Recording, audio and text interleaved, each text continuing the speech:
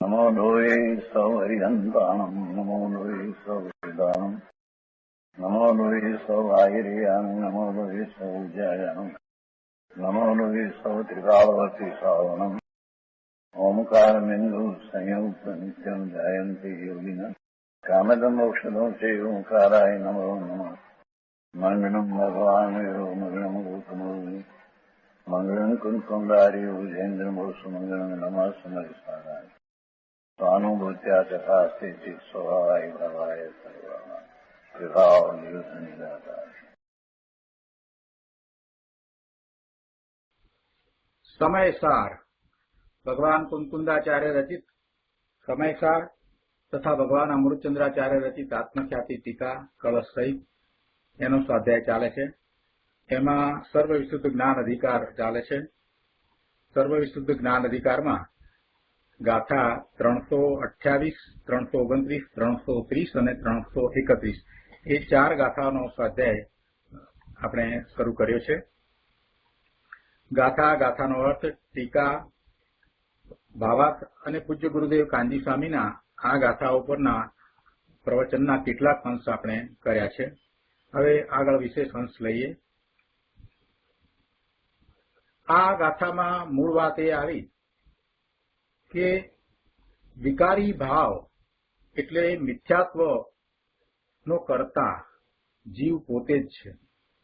જીવ પોતાના જ મિથ્યાત્વ આદિ ભાવ કર્મનો કર્તા છે। એમાં બીજું કોઈ એટલે કે કર્મ કરતા નથી અને એને તર્ક દ્વારા અહીંયા ન્યાય દ્વારા એ સિદ્ધ કરવામાં આવી છે। એટલે જે દલીલ કરવામાં આવી એમાં પહેલી દલીલ એવી કરવામાં આવી કે પૂતગળ પ્રકૃતિ, કર્મની પ્રકૃતિ એ કાંઈ મિથ્યાત્વનો કરતા નથી। જો એને મિથ્યાત્વનો કરતા માનવામાં આવે તો આ મિથ્યાત્વ છે એ જડ થઈ જાય।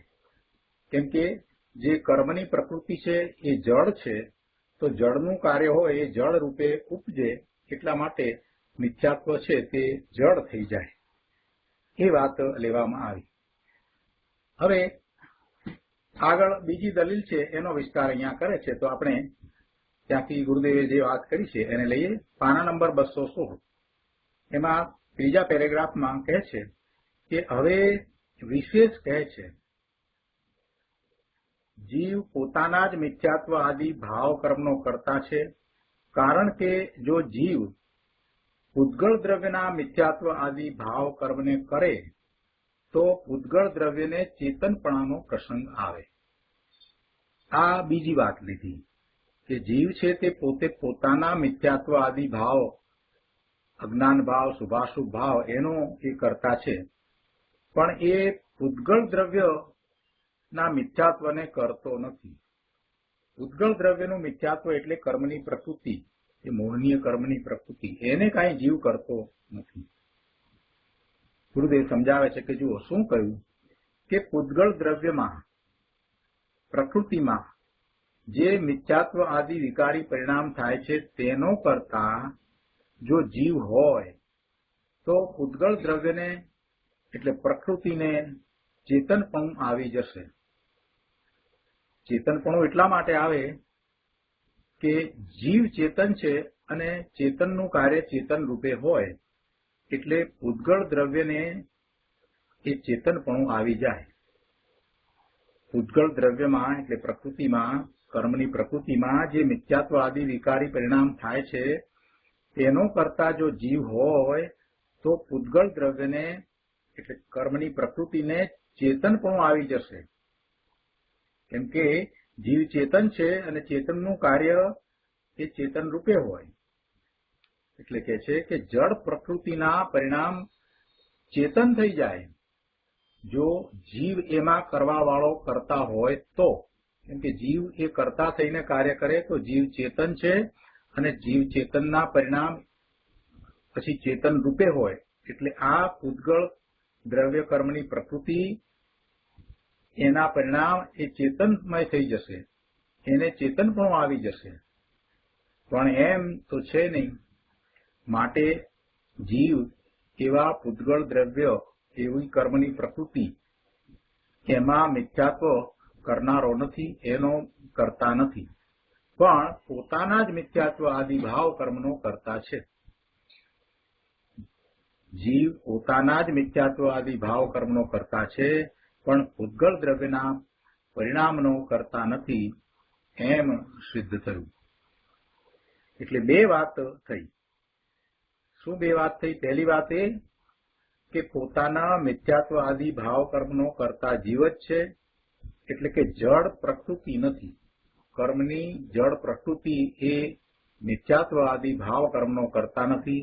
એ પહેલી ગાથા, એટલે 328 ગાથામાંથી વાત આવી.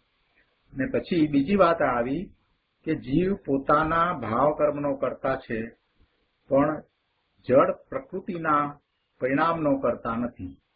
એટલે કે જીવ આ પૂતગળ દ્રવ્ય એટલે પ્રકૃતિ, કર્મની પ્રકૃતિની અંદર મિથ્યાત્વ આદિ કરતો નથી. એટલે બે વાત આ રીતે આવી, પણ પોતાના ભાવ કર્મનો કરતા છે. એ તો બધે જ એ વાત તો લેવાની છે.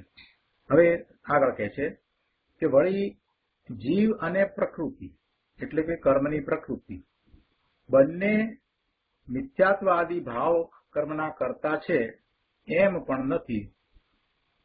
કારણ કે જો તે બંને કરતા હોય તો જીવની માફક અચેતન કર્મ પ્રકૃતિને પણ તેનું એટલે ભાવ કર્મનું ફળ ભોગવવાનો પ્રસંગ આવે.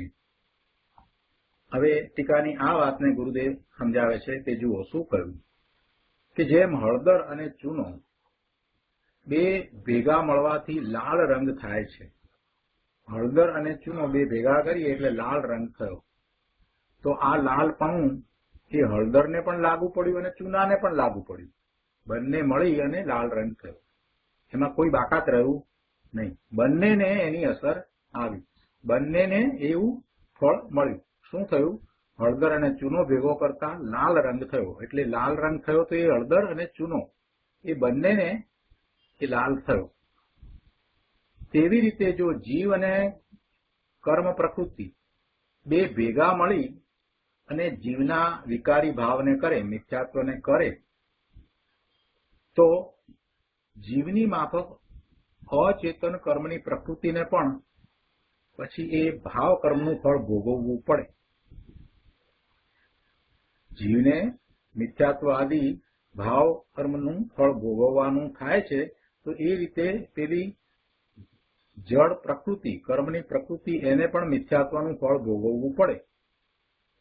કેમ કે બંને કરે છે ને, બંને મળીને જીવના વિકારી ભાવને કરે છે, તો પછી બંનેને ફળ ભોગવવું પડે.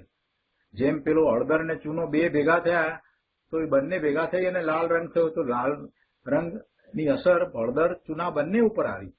તો એવી રીતે અહીંયા કહે છે કે જો એક કર્મની પ્રકૃતિ અને જીવ બે ભેગા મળી અને જીવના વિકારી ભાવને કરે તો પછી એનું ફળ બંનેને ભોગવવું પડે. જેમ જીવને આ મિથ્યાત્વનું ફળ ભોગવવું પડે છે, એવી રીતે જીવની માફક અચેતન જળ કર્મની પ્રકૃતિ એને પણ ભાવ કર્મનું ફળ ભોગવવું પડે. પણ ભાવ કર્મનું ફળ તો એક જીવને જ આવે છે. જળ પ્રકૃતિ કાંઈ વિકારનું ફળ ભોગવતી નથી. માટે જીવ અને પ્રકૃતિ બંને મળીને વિકાર કરે છે એ વાત બરાબર નથી. બંને ભાવ કર્મના કરતા હોય એમ હોઈ શકે નહીં, એમ છે નહીં. બે જુદા જુદા દ્રવ્યો ભેગા થઈ અને એકમેક થઈ અને કાર્ય કરે એ શક્ય નથી. તો આ જગતનું સ્વરૂપ એવું રહી શકે જ નહીં. એ પણ સિદ્ધાંત છે. એટલે આ મિથ્યાત્વ આદિ ભાવ કર્મ કરનારો જીવ છે, પણ પેલી જળ પ્રકૃતિ નથી. આગળ કહે છે 217માં પાના ઉપર બીજા પેરેગ્રાફમાં કે વળી જીવ અને પ્રકૃતિ બંને મિથ્યાત્વ આદિ ભાવ કર્મના અકર્તા છે એમ પણ નથી.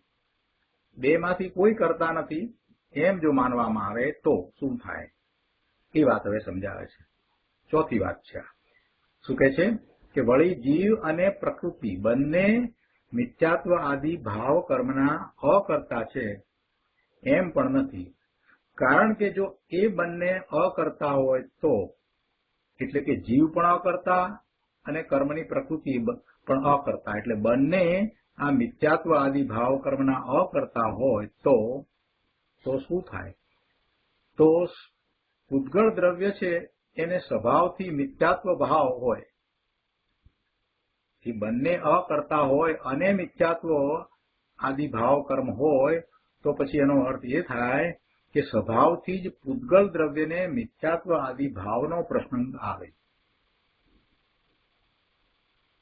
કરતા થતા જ નથી, કરતા નથી ને છતાં મિથ્યાત્વ આદિ ભાવ કર્મ છે, તો પછી એમ થયું કે પૂતગળ દ્રવ્યને એ સ્વભાવથી જ મિથ્યાત્વ આદિ ભાવ કર્મનો પ્રસંગ આવે, એવા ભાવનો પ્રસંગ આવે.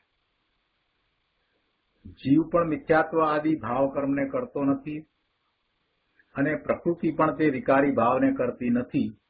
એમ જો બંને અકર્તા હોય તો સ્વભાવથી જ પૂતગળ દ્રવ્યને મિથ્યાત્વ આદિ ભાવનો પ્રસંગ આવી પડે.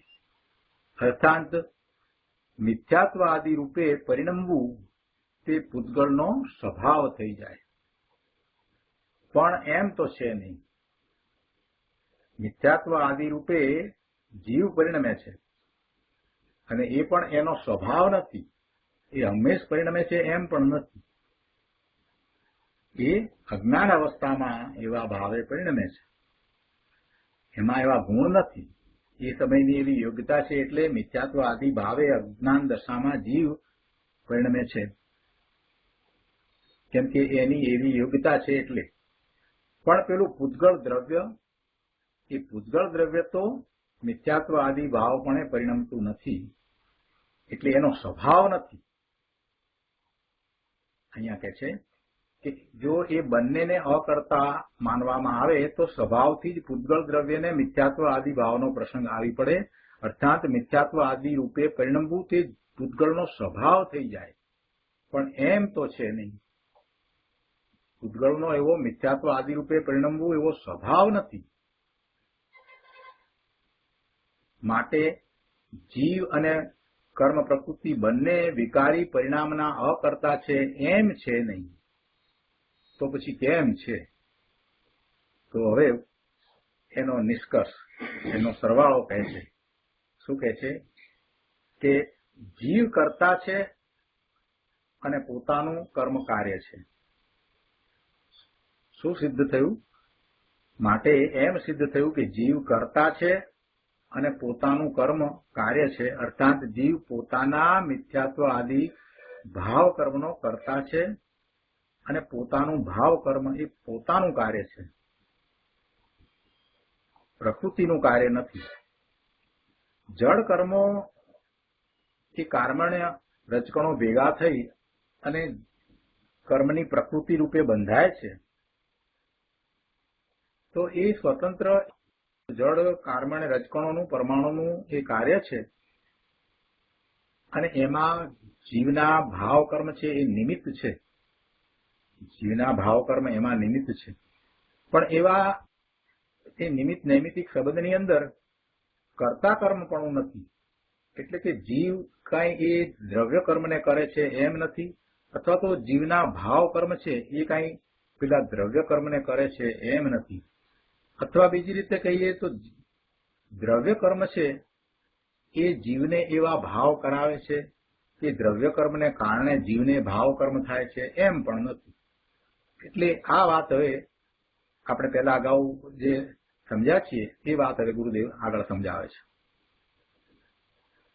અહીંયા આ વાત લીધી કે જીવ કરતા છે અને પોતાનું કર્મ એ કાર્ય છે, એટલે અર્થાત જીવ પોતાના મિથ્યાત્વ આદિ ભાવ કર્મનો કરતા છે અને પોતાનું ભાવ કર્મ કાર્ય છે, એ પોતાનું કાર્ય છે. તો પણ એવી વાત આવી તો કોઈ અહીંયા પ્રશ્ન કર્યો કે પણ પ્રકૃતિ નિમિત્ત તો છે ને. એટલે હવે ગુરુદેવ વાત સમજાવે છે કે હા, એ વાત આવી ગઈ. સમયસારની ગાથા 80, 81, 82 એ વાત આવી ગઈ કે જીવ પરિણામને નિમિત્ત કરીને પૂતગળો કર્મપણે પરિણમે છે. એટલે જીવના જે પરિણામ થાય છે તે જીવના જ છે, પણ એના નિમિત્તે પૂતગળ દ્રવ્ય એટલે પૂતગળ પરમાણુઓ, કાર્બને રજકણો એ કર્મપણે બંધાય છે. એટલે કહે છે કે જીવ પરિણામને નિમિત્ત કરીને પૂતગળો કર્મપણે પરિણમે છે અને પૂતગળ કર્મને નિમિત્ત કરીને જીવ પણ પરિણમે છે. એ બીજી વાત. પૂતગળ કર્મ, જળ કર્મ, દ્રવ્ય કર્મ એના નિમિત્તે જીવ વિભાવ ભાવે થાય છે.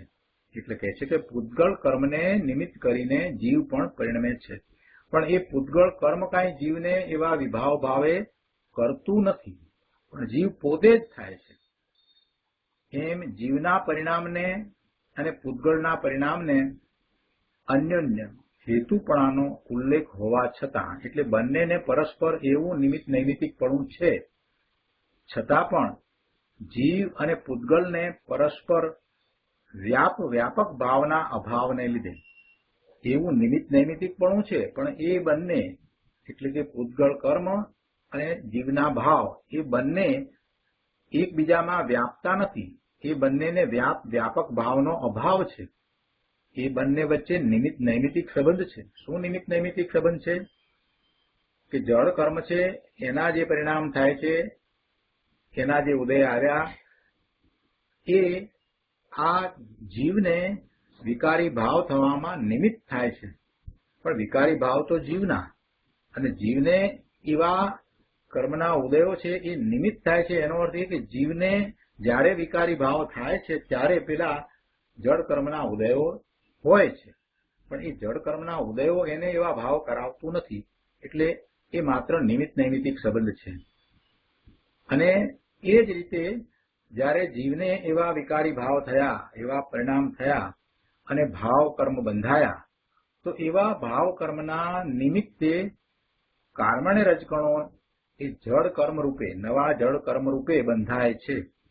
એટલે એ કાર્બને રજકણોને એટલે નવા જળ કર્મો બંધાવાને નિમિત્ત તરીકે જીવના વિકારી ભાવ છે, જીવના પરિણામ છે. એટલે એ પણ એ રીતે નિમિત્ત છે. પણ બંને દ્રવ્ય જુદા છે. એક ચેતન છે, એક જળ છે. એમાં બંનેમાં વ્યાપકપણું નથી, માત્ર નિમિત્ત નૈમિત્તિક સંબંધ છે. એટલે એ વાત અહીંયા ગાથા 80, 81, 82માં આવી ગઈ છે. એને અહીંયા ગુરુદેવ સ્પષ્ટ કરે છે, ફરીથી યાદ કરાવે છે કે જીવ અને પૂતગલને પરસ્પર વ્યાપક ભાવના અભાવને લીધે જીવને પૂતગલ પરિણામો સાથે અને પૂતગલ કર્મને જીવના પરિણામો સાથે કર્તા કર્મની સિદ્ધિ થતી નથી. કર્તા કર્મની અસિદ્ધિ જ છે. નિમિત્ત નૈમિત્તિક ભાવ છે, માત્ર નિમિત્ત નૈમિત્તિક ભાવ છે, એનો નિષેધ નથી, પણ કર્તા કર્મની સિદ્ધિ થતી નથી. એટલે અન્યોન્ય નિમિત્ત માત્ર થવાથી જ બંનેના પરિણામ થાય છે. બંને એકબીજાને નિમિત્ત થાય છે. એમાં વ્યાપકપણું નથી, એટલે કર્તા કર્મપણું પણ નથી. અહીંયા પણ એ વાત જ લીધી છે. એટલે કે જળ કર્મની પ્રકૃતિ જીવને મિથ્યાત્વના વિકારી ભાવ કરાવતું નથી. જીવ પોતે અજ્ઞાન અવસ્થામાં એવા ભાવનો સ્વયં પોતે જ કરતા થાય છે. એ વાત અહીંયા તો સિદ્ધ કરી. એટલે આ જે વાત હતી 80, 81, 82માં એ વાતને વધારે અહીંયા સારી રીતે સમજાવી છે, કેમ કે એ વાતનો આ ગાથા સાથે ઘણો સંબંધ છે. એટલે આગળ પણ કહે છે કે આમ પરસ્પર નિમિત્ત તો છે, પણ એનો અર્થ શું? પરસ્પર નિમિત્ત એટલે જીવને, એટલે જીવના વિકારી ભાવને અને કર્મની જળ પ્રકૃતિને, એ બંનેને એવો નિમિત્ત નૈમિત્તિક સંબંધ પરસ્પર છે. એટલે આમ પરસ્પર નિમિત્ત તો છે, બંને એકબીજાનું નિમિત્ત તો થાય છે, પણ એનો અર્થ શું? બંનેના પરિણામ જે થાય છે તે સ્વતંત્ર રીતે થાય છે, અને બંનેના પરિણામ જ્યારે નિમિત્ત નૈમિત્તિક સંબંધ છે ત્યારે એ એક જ સમયે થાય છે. જો આ નવી વાત ગુરુદેવ સમજાવે છે. અહીંયા પહેલા આવી ગઈ છે, પણ વધારે સ્પષ્ટતા કરી છે કે બંનેના પરિણામ તો સમકાળે છે. સમકાળે એટલે એક જ કાળે થાય છે. કે જ્યારે જીવને વિકારી પરિણામ થયા, મિથ્યાત્વના પરિણામ થયા, શુભાશુભ પરિણામ થયા, એવા ભાવ થયા, એ વખતે પેલા જળ કર્મ છે એ નિમિત્ત છે. એટલે એના પરિણામ, જળ કર્મના ઉદય એ એમાં નિમિત્ત છે. તો એ જ વખતે એ હોય છે. જળ કર્મનો ઉદય એ જ વખતે હોય કે જે વખતે જીવને એવા વિભાવ ભાવ થાય. એમ નથી કે એ જળ કર્મનો ઉદય છે માટે જીવને વિભાવ ભાવ થયા, એમ નહીં. પણ બંનેનો સમય એ જ છે. એટલે સમકાળે છે. પરિણામ બંનેને થયા. કોને બંનેને થયા? જીવને થયા. જીવને શું પરિણામ થયા? એને મિથ્યાત્વના પરિણામ થયા, એને વિકારી પરિણામ થયા. અને પેલા જળ કર્મને એનો ઉદય આવ્યો એવા પરિણામ થયા. એટલે પરિણામ બંનેને થયા. અને બંનેના પરિણામ સમકાળે છે. બંનેનો કાળ તો એક જ છે. માટે અહીં નિમિત્ત આવ્યું તો કાર્ય થયું એમ બિલકુલ નથી. નિમિત્ત આવ્યું તો કાર્ય થયું એમ નથી. પણ એમ હતું કે એ બંનેનો કાળ એક જ હતો, સમકાળે હતા. અહીં જીવના વિકારી પરિણામ થાય તે કાળે ત્યાં કર્મ પ્રકૃતિનું પરિણમન એ પણ એમ જ હોય. પણ એ કર્મ પ્રકૃતિનું પરિણમન તો એ એના પોતાના કારણે થાય છે. અને એમાં જીવના પરિણામને નિમિત્ત કહેવામાં આવે છે.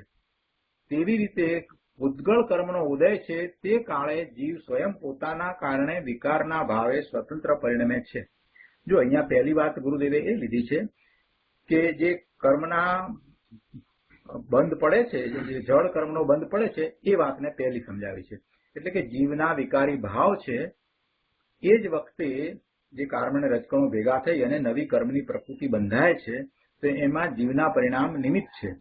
પણ એમાં જીવના પરિણામને નિમિત્ત કહેવામાં આવ્યું, પણ જીવના પરિણામ કાંઈ એ કર્મની પ્રકૃતિને કરતા નથી. એ સમકાળે છે, એ જ સમયે થાય છે. બાકી એ કર્મ અને રજકણો ભેગા થઈ અને જળ કર્મની પ્રકૃતિ બંધાવી એ તો સ્વતંત્ર પરિણામ છે. ત્યાં પ્રકૃતિનું પરિણમન તેના પોતાના કારણે થાય છે અને તેમાં જીવ પરિણામને નિમિત્ત કહેવામાં આવે છે. કે જીવના એવા પરિણામ થયા, વિકારી પરિણામ થયા એટલે એવા કર્મ બંધાયા.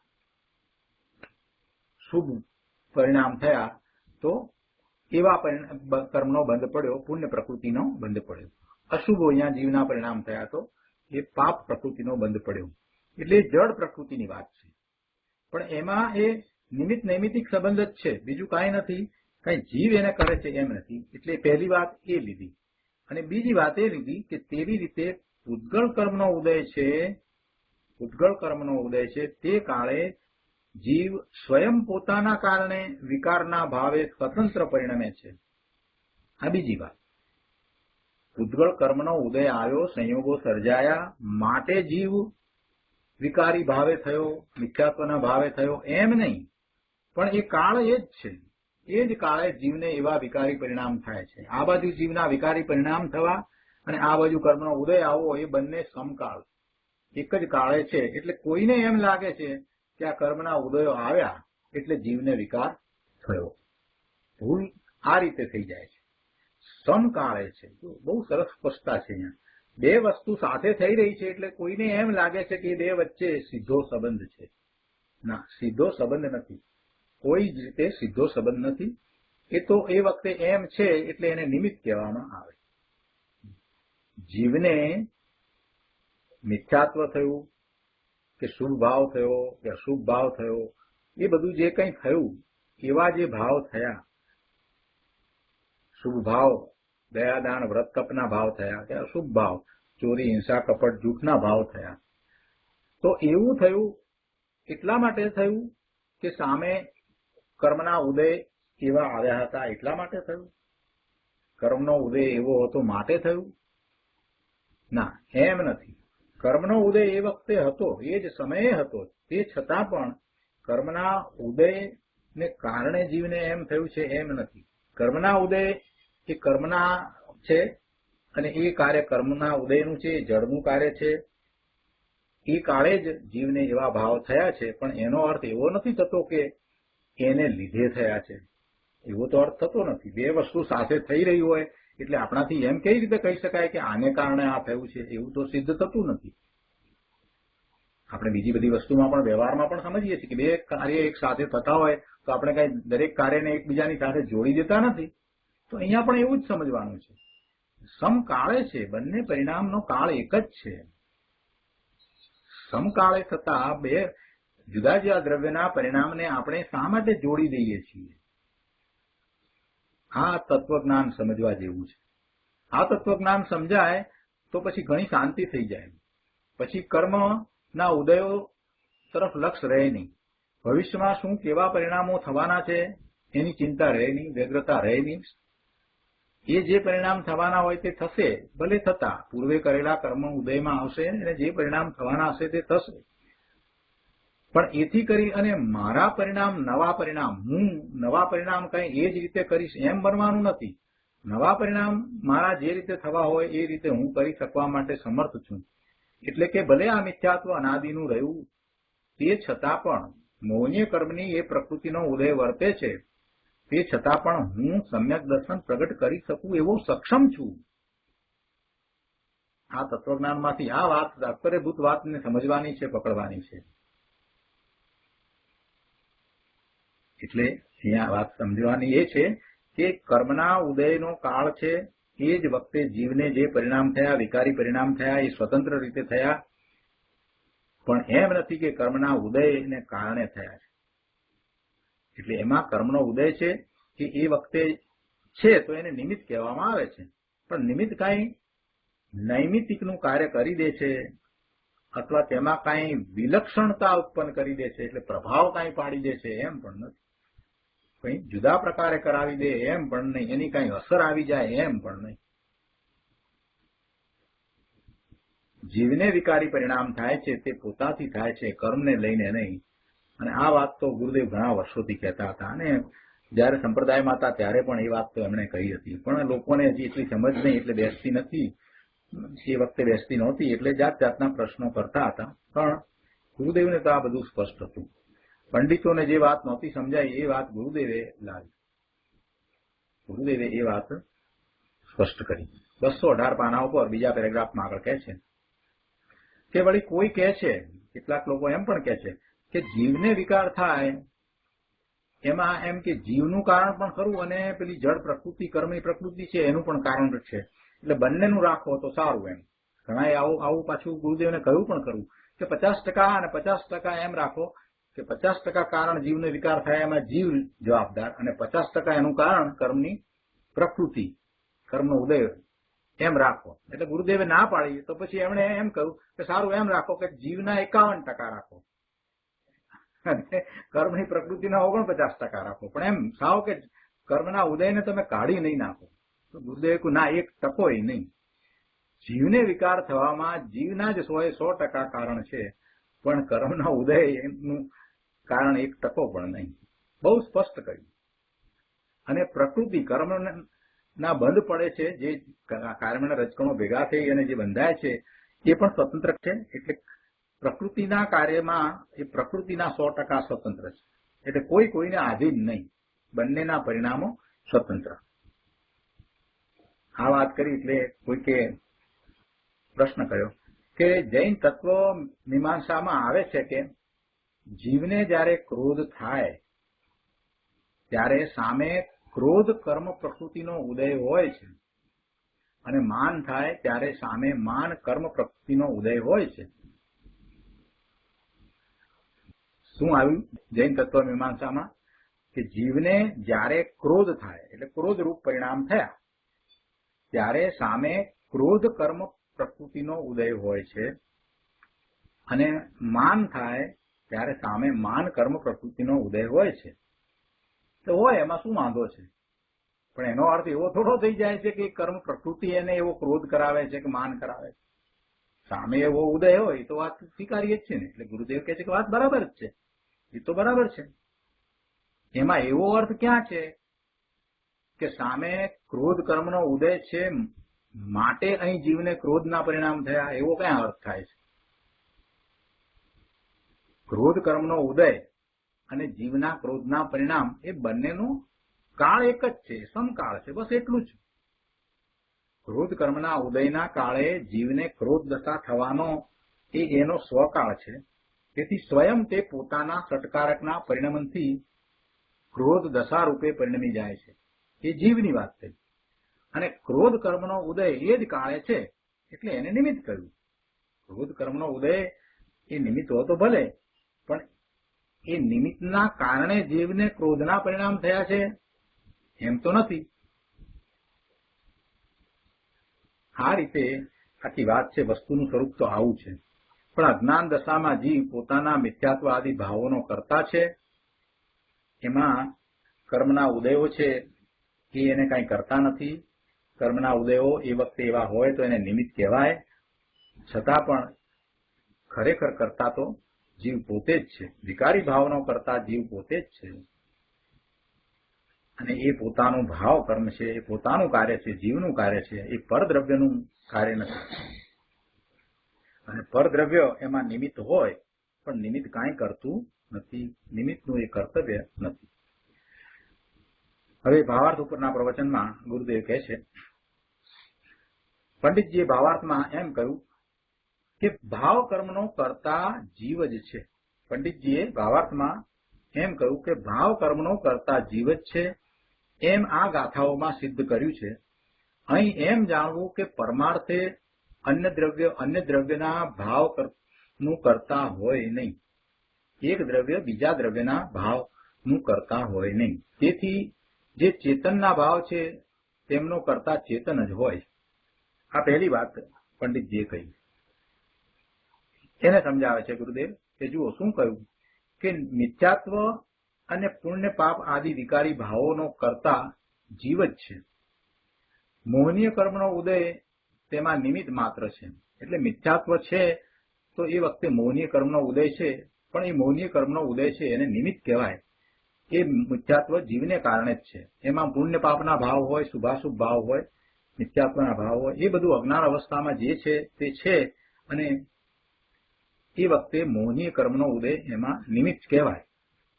કુમટસાર આદિ શાસ્ત્રમાં આવે છે કે દર્શન મોહનીય કર્મના ઉદયથી જીવને મિથ્યાત્વના ભાવ થાય છે. જ્ઞાનાવરણીય કર્મના ઉદયથી એને જ્ઞાન રોકાય છે. આ રીતે કર્મના ગ્રંથ છે એની અંદર આ રીતે વાત આવે છે. કુમટસારમાં પણ આ રીતે વાત આવી. હવે કર્મનો ઉદય તો જળમાં આવે છે. કર્મનો ઉદય તો જળમાં આવ્યો, તે જળના કાર્ય રૂપે છે. અને આ મિથ્યાત્વ ભાવ એ જીવને થયો. એટલે બંને ભિન્ન દ્રવ્યમાં થતી ક્રિયા છે. મિથ્યાત્વ ક્યાં થયું? જીવને થયું. અને કર્મના ઉદય ક્યાં આવ્યા? કર્મમાં આવ્યા. એ તો જળના છે ઉદય, એ જળમાં કાર્ય થાય છે. અને આ ચેતન ભગવાન આત્માને શું થયું? એને વિભાવ ભાવ થયો. એને વિભાવ ભાવ થયો એટલે એ તો જીવને થયું. હવે બે વસ્તુ જુદી જુદી જગ્યાએ થાય છે, બે જુદા જુદા દ્રવ્યમાં થાય છે. અને અહીંયા એમ આ કર્મના ગ્રંથમાં વાત આવી કે દર્શન મોહનીય ને કારણે જીવને મિથ્યાત્વ થાય અને જ્ઞાનાવરણીયને કારણે જીવને જ્ઞાન રોકાય. તો આ કઈ રીતે? તો એ કઈ ખોટું હશે? ગોમટસાર નેમિચંદ દાંતિક દેવે લખ્યું છે તે કઈ ખોટું લખ્યું હશે? કઈ ખોટું નથી, પણ એ વ્યવહાર નયનું કથન છે. એ વ્યવહાર નયનું કથન છે અને એમાં નિમિત્ત નૈમિતિક સંબંધ છે એટલું જ સમજવાનું છે. એ બે દ્રવ્યોની અંદર જુદી જુદી ક્રિયાઓ થઈ રહી છે, એ એક જ સમયે થઈ રહી છે. એટલે કાંઈ એ ગોમટસાર શાસ્ત્ર છે એ કાંઈ ખોટું છે એમ નથી, પણ વ્યવહાર નયના કથનને વ્યવહાર નયના સમજવાના, એને નિશ્ચય નહીં સમજવાનું. એ એક જ સમયે થતી બંને દ્રવ્યની ક્રિયાઓ છે. બંને દ્રવ્યમાં જુદી જુદી ક્રિયાઓ થઈ રહી છે, એ સમકાલીન છે, એક જ સમય છે. એટલે એ વખતે એવી ક્રિયા બંનેમાં થઈ રહી છે અને એમાં એ નિમિત્ત છે. એટલે એ વ્યવહાર નયનું કથન છે. એટલે વ્યવહારથી એમ કહેવામાં આવ્યું કે જ્ઞાનાવરણીય અને કારણે જ્ઞાન રોકાય, મોહનીય ને કારણે મિથ્યાત્વ થાય. આ બધું એ વ્યવહારથી કહેવામાં આવે છે. પણ સત્ય શું છે એ પણ સાથે સમજવું જોઈએ ને. એટલે એ વાત ગુરુદેવે સમજાવી છે કે જ્ઞાનાવરણીય કર્મના ઉદયથી એને જ્ઞાન રોકાય છે. આ બધું કહ્યું, પણ હવે એ કર્મનો ઉદય તો જળમાં આવ્યો. જ્ઞાનાવરણીય કર્મ છે એ તો જળ છે, એ જળનું કાર્ય છે. અને મિથ્યાત્વ આદિ ભાવ અથવા અજ્ઞાન આદિ ભાવની જે વાત કરી, જે એ બધા ભાવ જીવના છે, એટલે બંને ભિન્ન દ્રવ્યમાં થતી ક્રિયા છે. અહીંયા કહે છે કે પરમાર્થે એક દ્રવ્ય બીજા દ્રવ્યોના ભાવનું કરતા હોય નહીં, અન્ય દ્રવ્ય અન્ય દ્રવ્યના ભાવનું કરતા હોય નહીં. તેથી કર્મના ઉદયના કારણે મિથ્યાત્વાદી ભાવ જીવને થાય એમ બને નહીં. એટલું ખરું કે એમાં એ નિમિત્ત હોય, પણ એવું બને નહીં કે કર્મના ઉદયને કારણે જીવને મિથ્યાત્વાદી ભાવ થાય. જળ કર્મ કરતા અને જીવને વિકાર થાય એ એનું કાર્ય છે જ નહીં, એ રીતે બિલકુલ હોય નહીં. પણ નિમિત્તની મુખ્યતાથી કથન કરવામાં આવ્યું છે ત્યાં ગોમટસાર વગેરેમાં, કર્મના ગ્રંથોમાં નિમિત્તની મુખ્યતાથી કથન કરવામાં આવ્યું છે. એટલે વ્યવહારના એના કથન છે, એને એ રીતે સમજવા જોઈએ. આગળ 219માં પાના ઉપર બીજા પેરેગ્રાફમાં કહે છે કે વળી બીજા કેટલાક એ રીતે પણ કહે છે કે ત્યારે કોઈ વળી એમ કહે છે કે નિમિત્ત કર્મનો ઉદય કાંઈ ન કરે તો જીવ ઠેઠ 10મે ગુણસ્થાને ચડીને પછી હેઠે પડે છે, તે કેમ પડે? નિમિત્ત કર્મનો ઉદય છે એ નિમિત્ત છે, બરાબર, એમ તમે કહી દીધું, એ વાત બરાબર, ચાલો સમજાય. પણ આ જીવ છે કે 10મે ગુણસ્થાને ચડી અને પાછો પડે છે, એ શ્રેણી ચડે છે અને 10મે ગુણસ્થાનથી પણ એ પાછો પડે છે. તો એ કેવી રીતે પડે છે? એટલે કે એ કર્મના ઉદયને કારણે પડે છે એમ અમે તો માનીએ છીએ. કહેવાનો આશય એવો છે. ગુરુદેવ એ વાતને સમજાવે છે, અરે ભાઈ, 10મા ગુણસ્થાનમાં જીવ ગયો છે, તે જીવ એ 10મા ગુણસ્થાન સુધી ઉપર પહોંચ્યો હશે તો એ પોતાના પુરુષાર્થથી ચડ્યો છે કે પછી કર્મના અભાવને કારણે ગયો છે? પેલા તો એ વિચાર કર. જે જીવ 10મા ગુણસ્થાને પહોંચ્યો એ કર્મના અભાવને કારણે પહોંચ્યો? કર્મ તો જુદી વસ્તુ છે. કર્મના અભાવને કારણે પહોંચ્યો છે કે એના પોતાના પુરુષાર્થથી પહોંચ્યો છે? એની દશા થઈ છે તો એની દશા માટે એનો પુરુષાર્થ જ હોય ને, બીજું શું હોય? બહુ સરસ વાત છે કે ભાઈ 10મા ગુણસ્થાનમાં જીવ ગયો છે તો તે પોતાના પુરુષાર્થથી ગયો છે, કંઈક કર્મના અભાવના કારણે ગયો છે એમ નથી. તથા ત્યાંથી નીચે પડે છે તો તે પણ પોતાના પુરુષાર્થની નબળાઈથી પડે છે, કર્મના ઉદયને કારણે નીચે પડે છે એમ નથી. કેમ કે અન્ય દ્રવ્યના ભાવોનું પરમાર્થે કરતા છે જ નહીં, બીજું દ્રવ્ય એમાં શું કરે? કર્મનો ઉદય નિમિત્ત હો, એ વખતે એવું જ કર્મનું નિમિત્ત હોય, પણ અસ્થિરતારૂપ પરિણમન પુરુષાર્થની નબળાઈ એ તો એનું પોતાનું છે, એ સ્વતંત્ર રીતે છે, એટલે એને પડવાનું થયું. આગળ પણ કહે છે કે દ્રવ્ય ઘાતી કર્મ છે તે જડ છે અને પોતાની હીણી દશારૂપે જીવ પરિણમે તે ભાવઘાતી કર્મ છે. જો એક સ્પષ્ટતા અહીંયા કરી છે. દ્રવ્ય ઘાતી કહીએ આપણે, જડ કર્મો છે જે ઘાતી કર્મો, એનો વિચાર કરીએ તો જે દ્રવ્ય ઘાતી કર્મ છે એ તો જડ છે, અને જીવની જે હીણી દશા છે એ ભાવઘાતી કર્મ રૂપે છે, એ જીવની છે.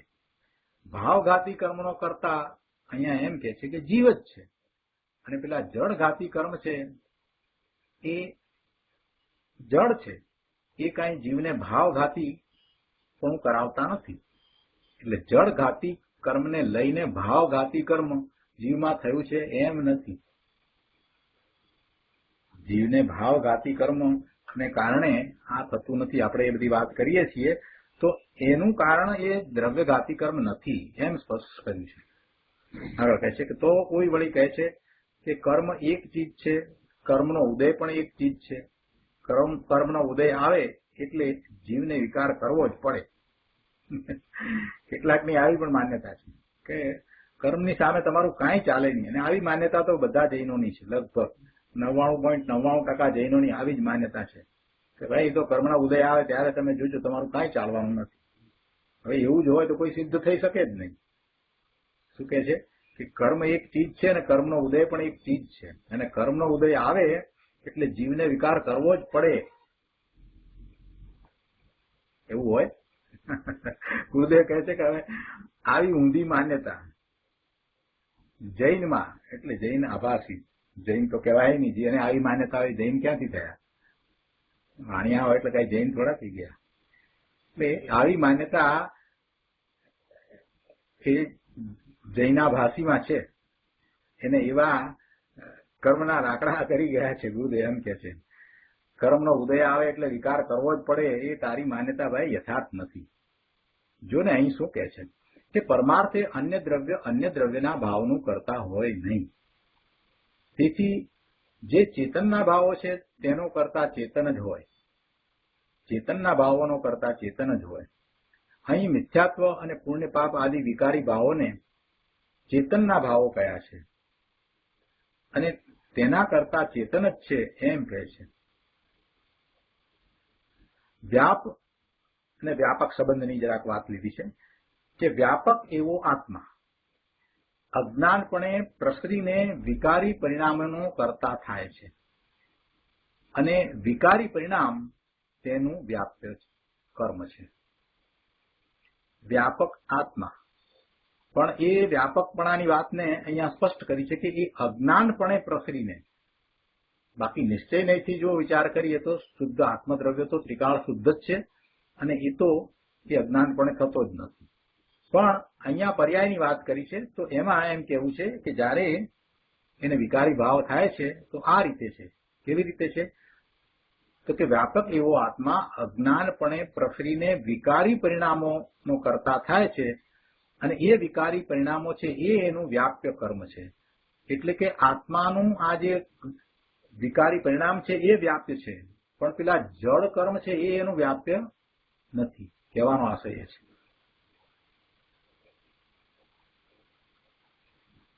એક કોર વિકારી ભાવોને અહીં ચેતનના ભાવો કયા, ત્યારે બીજે ગાથા 50 થી 55 તે ભાવોને પૂતગલના પરિણામ કયા છે. તો આ કેવી રીતે છે?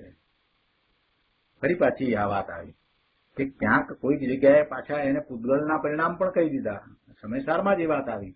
ગાથા 50 થી 55 એ ભાવોને પૂતગલના પરિણામ કહી દીધા અને અહીંયા તો કે છે કે આ ચેતનના ભાવ છે. તો આ કઈ રીતે? ત્યાં અપેક્ષા જુદી સમજાવવી છે.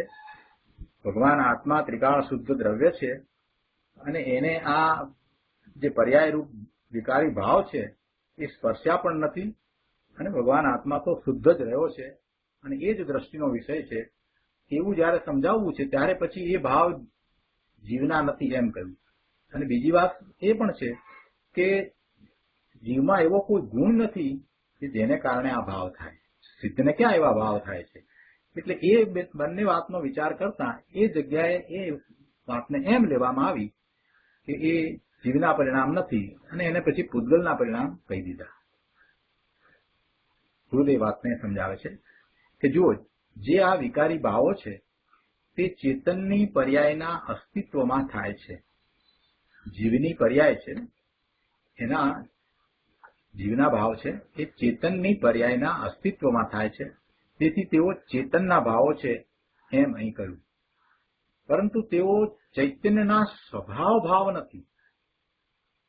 તેઓ ચૈતન્યના સ્વભાવ ભાવ નથી પણ વિભાવો છે. સ્વભાવ તો એના ગુણને કારણે હોય, સ્વભાવ તો એના ગુણને કારણે હોય, પણ આ તો વિભાવ છે એટલે એ ગુણને કારણે નથી. અને પૂતગલના એટલે કર્મના ઉદયના સંગમાં થાય છે. એ વખતે પૂતગલ કર્મ જળ કર્મનો ઉદય જે છે એ વખતે નિમિત્ત તરીકે હોય છે. એટલે એમ કહ્યું કે પૂતગલ કર્મના ઉદયના સંગમાં થાય છે અને સ્વભાવની દ્રષ્ટિ થતા નાશ પામી જાય છે. એ ભાવો રહેતા નથી. સ્વભાવની દ્રષ્ટિ થતા એ ભાવો નાશ પામી જાય છે. તેથી તેઓ જીવના નથી. જીવના હોય તો એ રહેવા જોઈએ, એટલે જીવના નથી.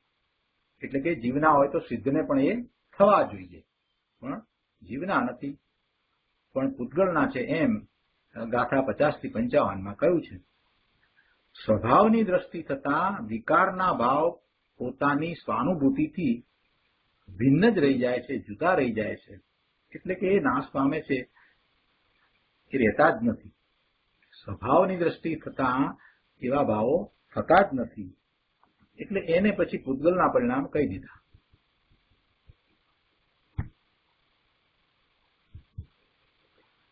220માં પાના પર ત્રીજા પેરેગ્રાફમાં આગળ કહે છે કે આ જીવને અજ્ઞાનથી જે મિથ્યાત્વ આદિ ભાવરૂપ પરિણામો છે તે ચેતન છે, જડ નથી.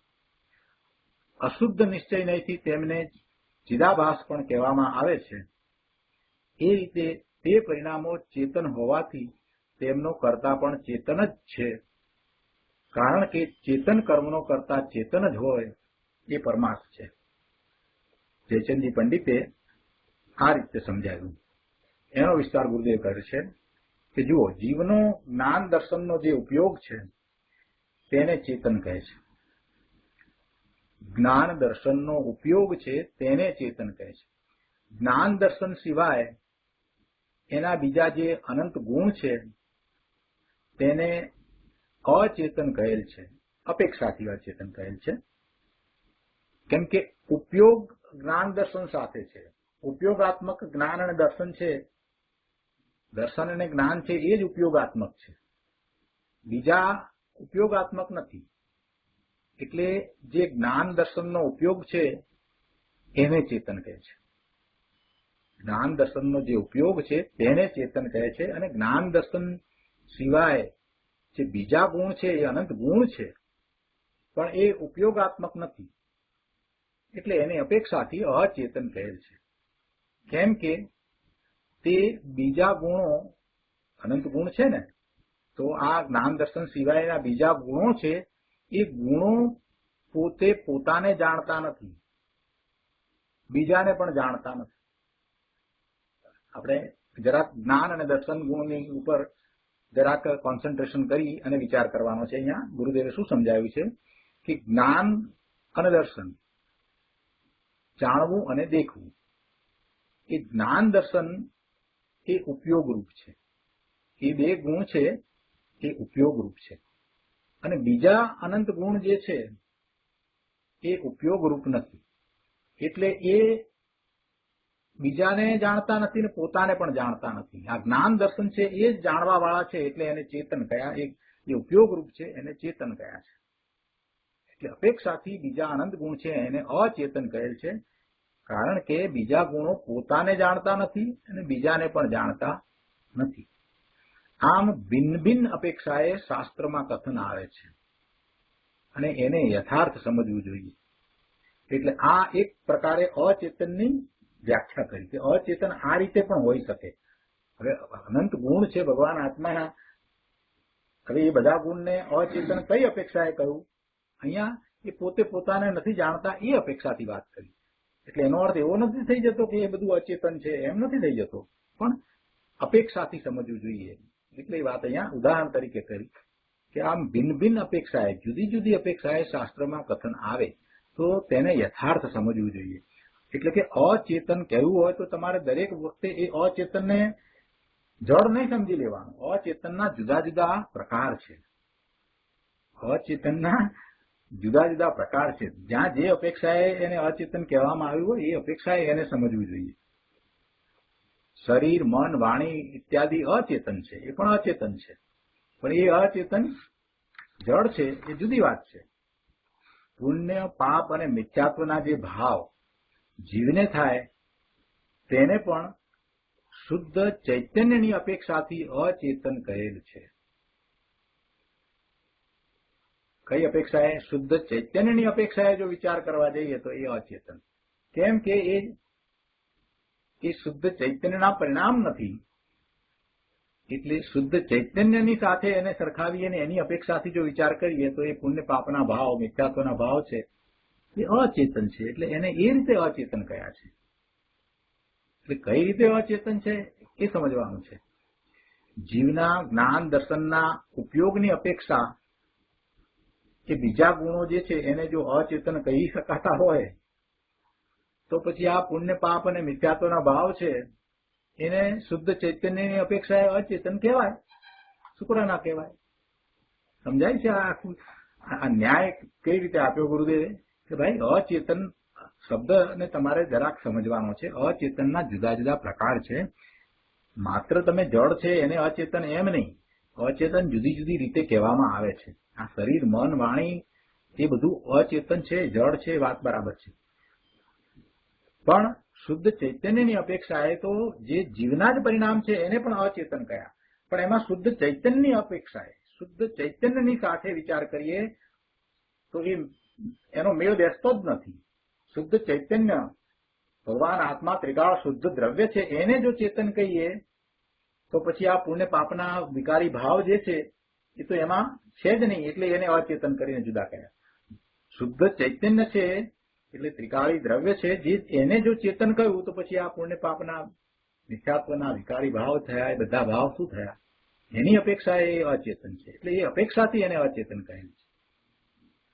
જીવના જ્ઞાન દર્શનના ઉપયોગની અપેક્ષાએ બીજા ગુણોને અચેતન કહીએ, કારણ કે બીજા ગુણોમાં જાણવા દેખવાના ઉપયોગની શક્તિ નથી, એટલે એને એ અપેક્ષાએ તો અચેતન કહ્યા. તો પછી આ પુણ્ય પાપના મિથ્યાત્વના ભાવ એને અચેતન કહીએ એમાં આશ્ચર્ય પામવા જેવું શું છે, એટલે એને અચેતન કહ્યા.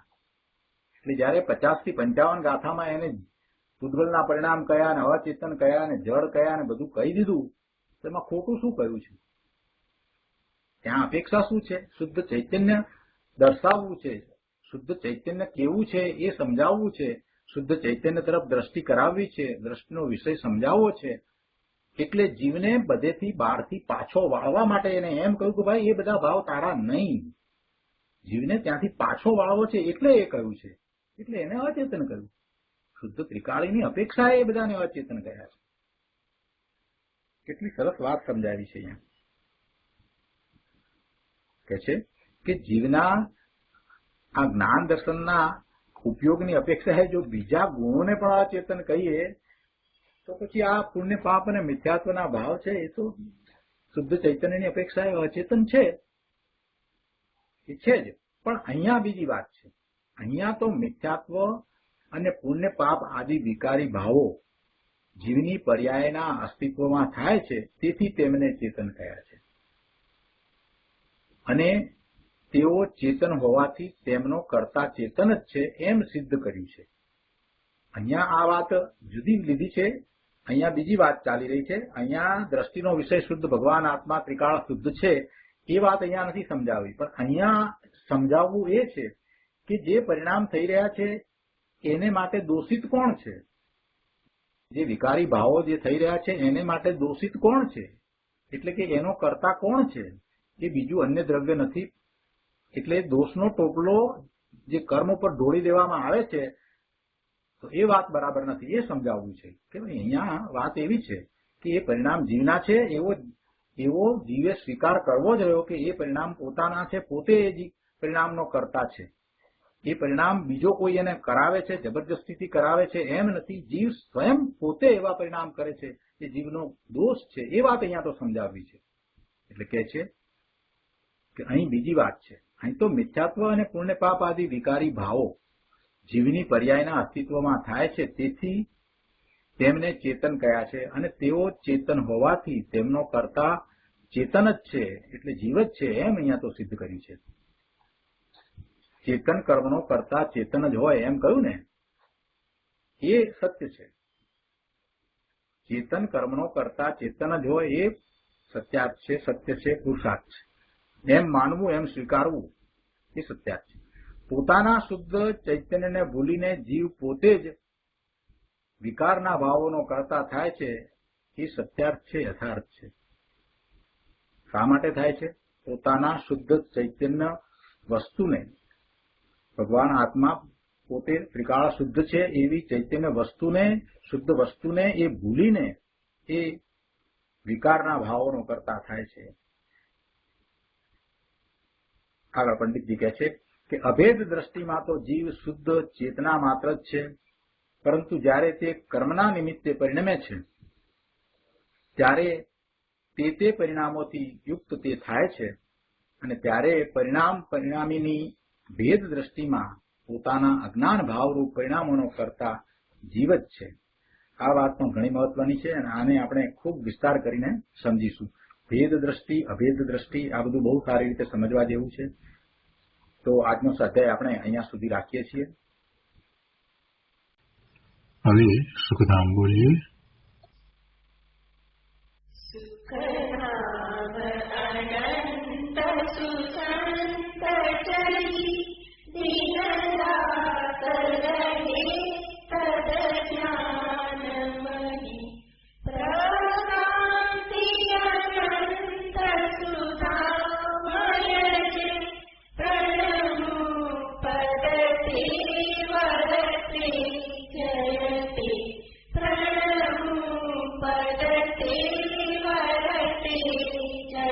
તે